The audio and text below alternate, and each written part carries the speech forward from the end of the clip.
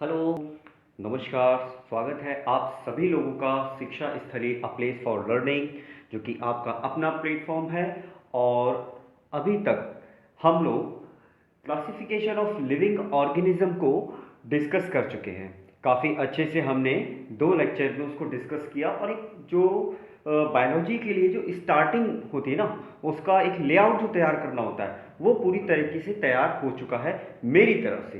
अब आपको क्या करना है, जो मैंने 2 लेक्चर आपको दिए हैं, बहुत ही अच्छी तरीके से आपको उसको पढ़ना है। एक बार में समझ में नहीं आए, दूसरी बार पढ़िए, बार बार पढ़िए। जब आप उसको तैयार कर लेंगे अच्छे से, आपको बायोलॉजी में इंटरेस्ट आएगा, और वो इंटरेस्ट आपको इस जो अब मैं आज चैप्टर शुरू कर रहा हूँ, एक नया टॉपिक शुरू कर रहा हूँ, सेल, है ना। मैंने प्रीवियस लेक्चर्स में बार बार कहा है कि मैं सेल में ये कुछ टेक्निकल टर्म्स जो हैं वो सेल में डिस्कस करूंगा, सेल में डिस्कस करूंगा। तो आज मैं सेल को डिस्कस कर रहा हूँ।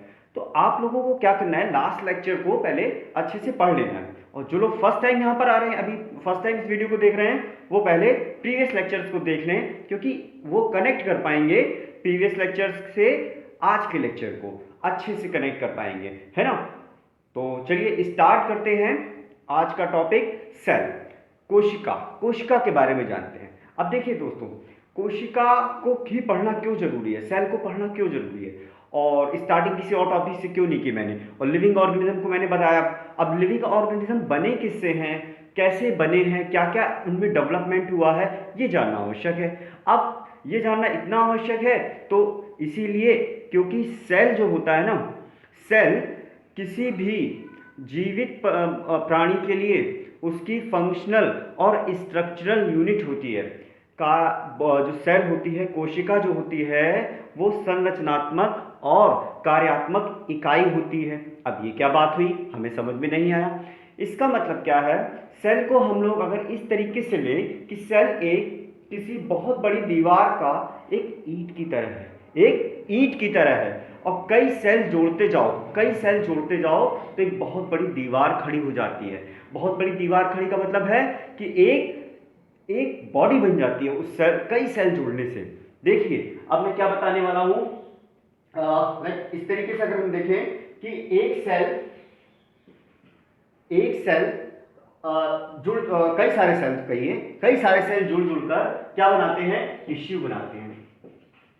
ठीक, कई सारे सेल जुड़ के टिश्यू बनाते हैं, और कई सारे टिश्यू मिलकर ऑर्गन बनाते हैं।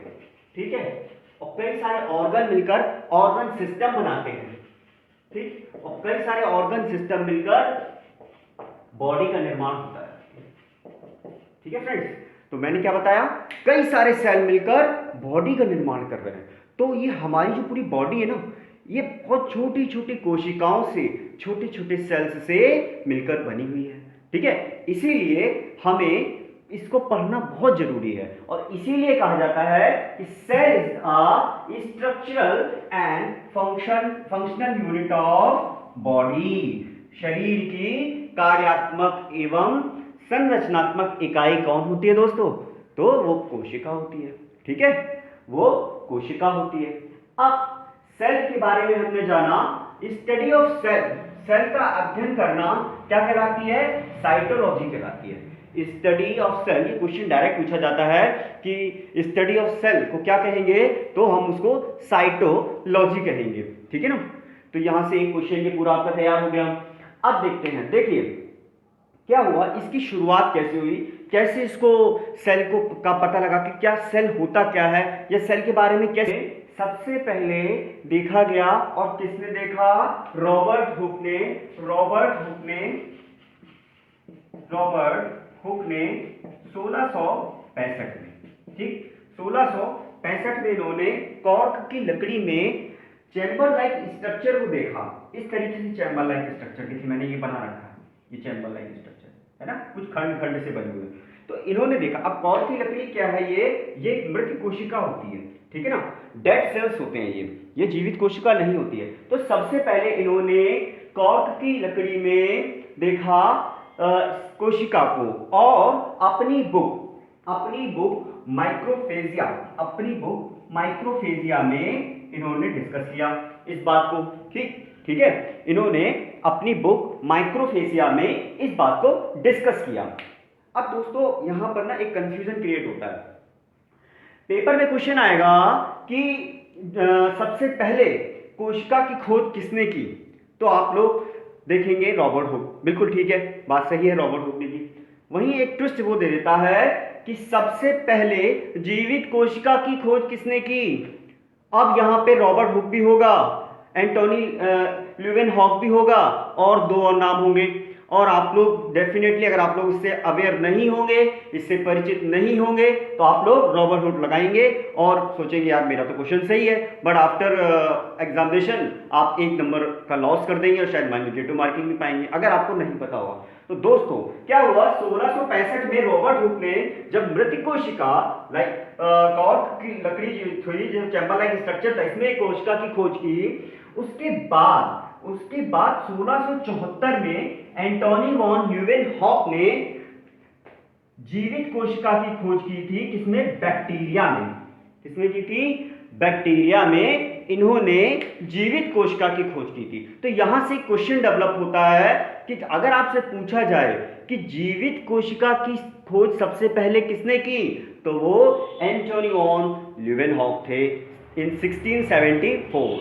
और अगर आपसे सीधे पूछा जाए कि कोशिका की खोज सबसे पहले किसने की और उसमें ये कंफ्यूजन ना दिख रहा हो, रॉबर्ट हुक हो, तो सीधे तो आप रॉबर्ट हुक को प्रेफर कीजिएगा और अपना 1 नंबर गेन कीजिएगा। चलिए यहां तक बात हो गई कि कोशिका का अब पता लग चुका है, मृत और जीवित कोशिका दोनों लोगों का, ठीक है।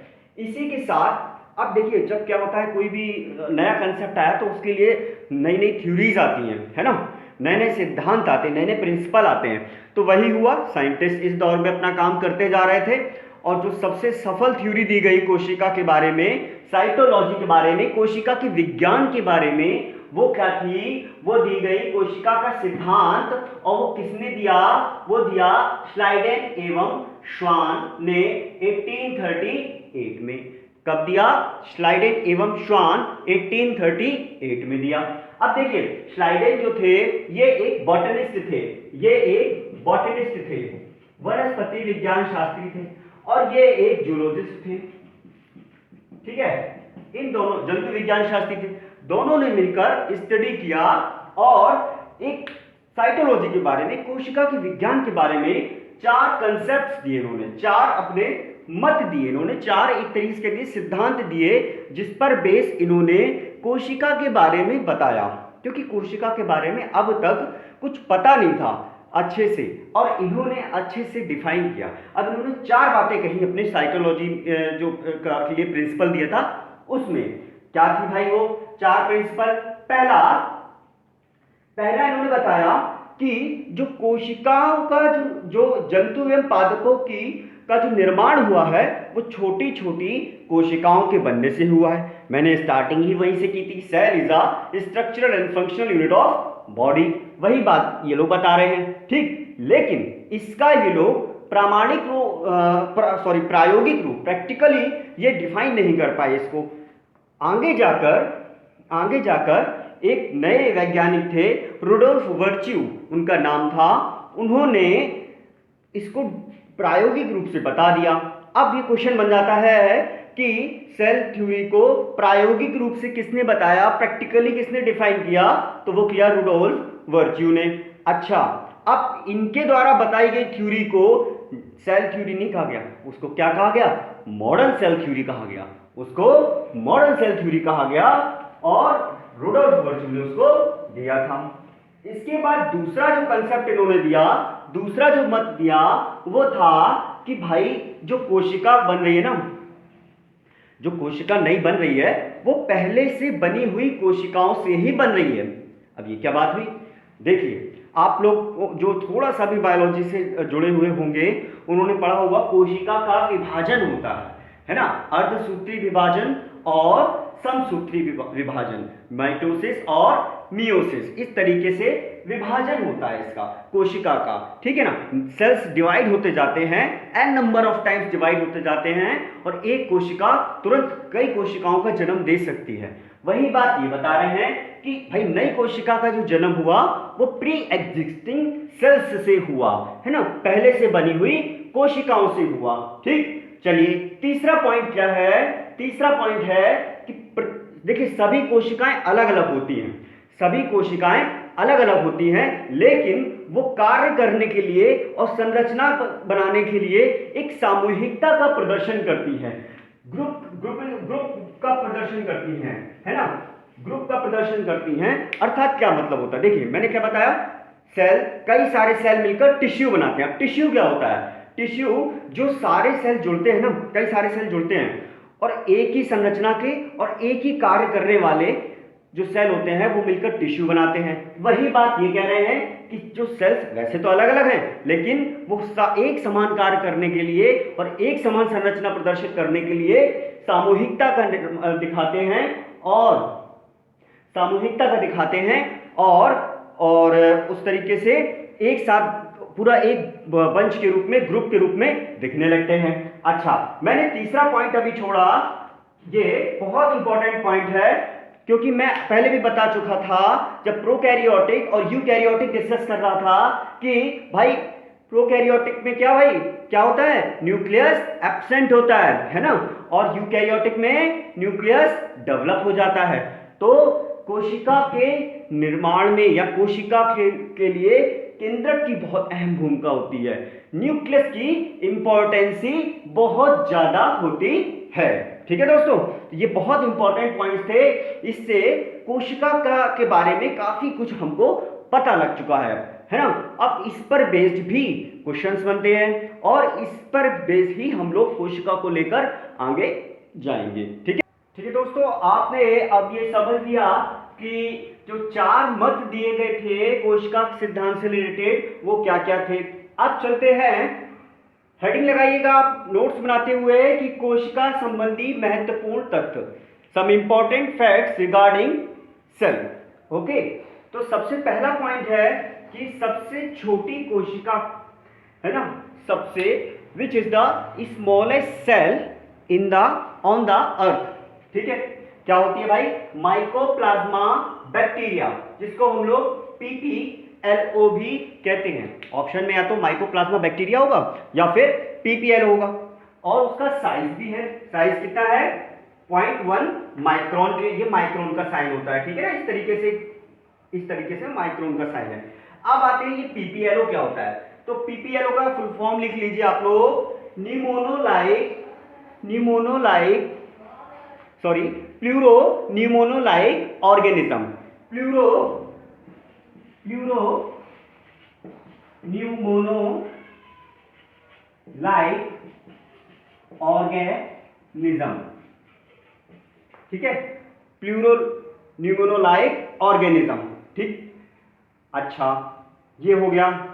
नेक्स्ट फैक्ट है कि अब ये तो हो गई एक जनरल बात। अब अगर मनुष्यों में पूछी जाए कि सबसे बड़ी कोशिका कौन सी होती है, ठीक है ना, in human being which is the largest cell, तो वो होती है तंत्रिका कोशिका की, नर्व सेल की, या ऑप्शन में दिया होगा न्यूरॉन, या तो नर्व सेल दिया हो या न्यूरॉन दिया होगा, तंत्रिका कोशिका दी गई होगी या फिर न्यूरॉन दी गई होगी। अच्छा, अब क्या कभी कभी क्या होता है, आयोग ना हम लोगों को बहुत ही ज्यादा कंफ्यूजन में डाल देता है।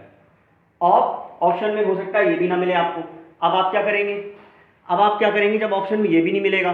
तो फिर हो सकता है अगर ये नहीं होगा तो फिर ओवम दिया होगा, क्या अंडाणु दिया गया होगा, है ना, ओवम या अंडाणु, है ना, ओवम या अंडाणु। ठीक है दोस्तों, या तो ओवम दिया गया होगा या अंडाणु दिया गया होगा।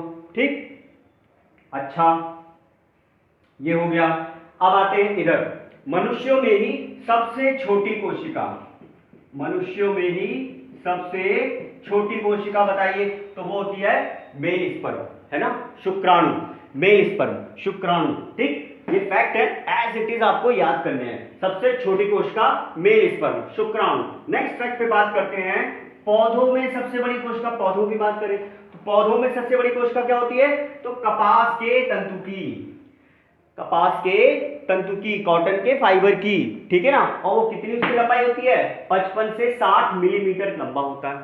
ठीक, ये हो गया। कपास जो है एक सेल्यूलोज का उदाहरण है, और सेल्यूलोज जो होता है प्रकृति में सबसे ज्यादा पाया जाता है ये। ठीक, ये फैक्ट्स हैं, एज इट इज आपको ग्रैब करना है, एज इट इज लर्न करना है। नेक्स्ट लास्ट फैक्ट है ये कि जंतुओं में सबसे बड़ी कोशिका, अब ये जनरल बात की जा रही है जंतुओं में, ह्यूमन बीइंग की बात हो गई। अब जंतुओं में जनरल सबसे बड़ी होती है, पृथ्वी पर सबसे बड़ी, ठीक है, ये पृथ्वी पर सबसे बड़ी, जंतुओं में सबसे बड़ी कोशिका कौन होगी, किसकी होती है, शुतुरमुर्ग की, ऑस्ट्रिच की होती है। ठीक, ये फैक्ट्स आपने लर्न कर लिए, लर्न करना है आपको, सीधे सीधे फैक्ट्स आपको लर्न करना है। ठीक, तो यहां पर सेल के बारे में, साइटोलॉजी के बारे में, सेल के प्रिंसिपल्स के बारे में, जो 4 प्रिंसिपल दिए थे, और रुडोल्फ वर्च्यू ने जो मॉडर्न सेल थ्योरी दी थी उसके बारे में, और कुछ फैक्ट्स, आज आपने इतना जान लिया। ठीक है दोस्तों, तो आज के लिए मैं इतना ही रखता हूं। होपफुली आपको क्लास पसंद आई होगी, मेरे से आप कनेक्ट कर पा रहे हैं। एक अच्छा मेंटोर, एक अच्छा टीचर वही है जो अपने स्टूडेंट से, अपने व्यूअर से कनेक्ट कर पाए, और जो वो मैं बोल रहा हूं मैं वहां तक डिलीवर कर पाऊं। इसी आशा के साथ आज की क्लास में यहीं ऑफ करता हूं। होपफुली आप लोगों को अच्छा लगा होगा। लाइक कीजिएगा, सब्सक्राइब जरूर कीजिएगा, और कमेंट भी दीजिएगा, अपने वैल्यूएबल्स कमेंट जरूर दीजिएगा। Thank you very much.